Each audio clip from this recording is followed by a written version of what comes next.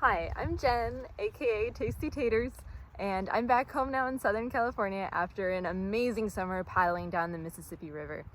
I wanted to run through how the resupplies worked for us for anyone who might be planning a trip down the river or who's just interested in that type of logistics.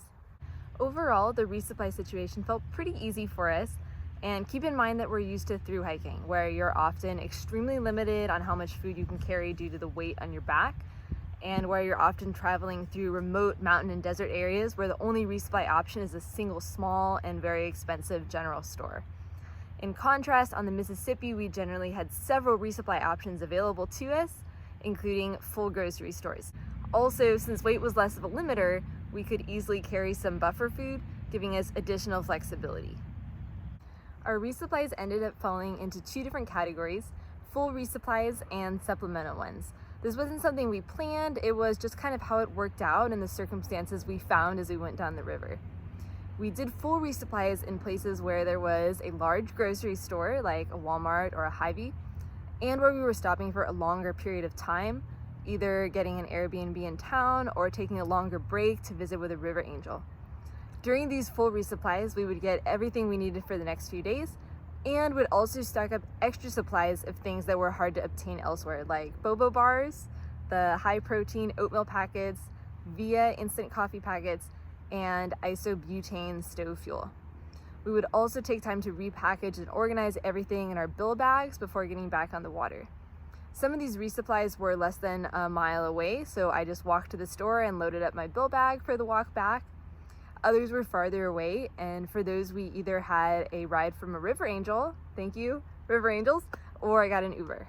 The longest we had between full resupplies was about 9 days. Between those, we also had supplemental resupplies, which were quick pit stops along the river. During these resupplies, we would pull the canoe up somewhere, often a public boat ramp, but sometimes just a convenient spot near the levee where I could get up the riprap, and Matt would wait in the boat while I jogged up to a nearby store. This was often a good opportunity for Matt to get videos uploaded, since there was often good cell service in the towns. The stores were sometimes small neighborhood groceries or family dollar type stores that had a smaller selection, but were still dependable for our staples like peanut butter, pasta and jar sauce, canned soups, cheese, and tortillas. I would also always take the opportunity to get some cold drinks and, if available, some fresh fruits and veggies.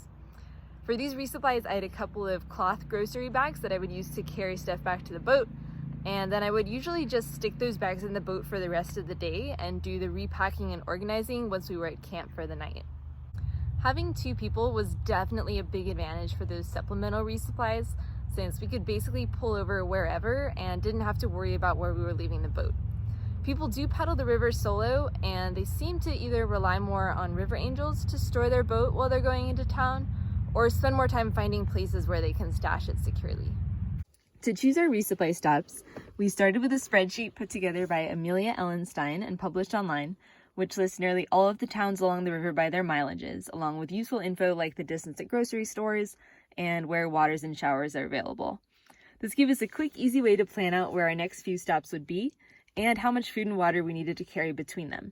Typically, we would only plan about 2 to 3 stops ahead, since our paddling speed varied a lot along the way. To get more details about the stops, like where was the best place to pull up our boat, which store we wanted to go to, if there was a convenient restaurant or coffee shop around, etc., we just used Google Maps. There is cell service along most of the entire river and always near the towns, so that was the easiest way to get more info.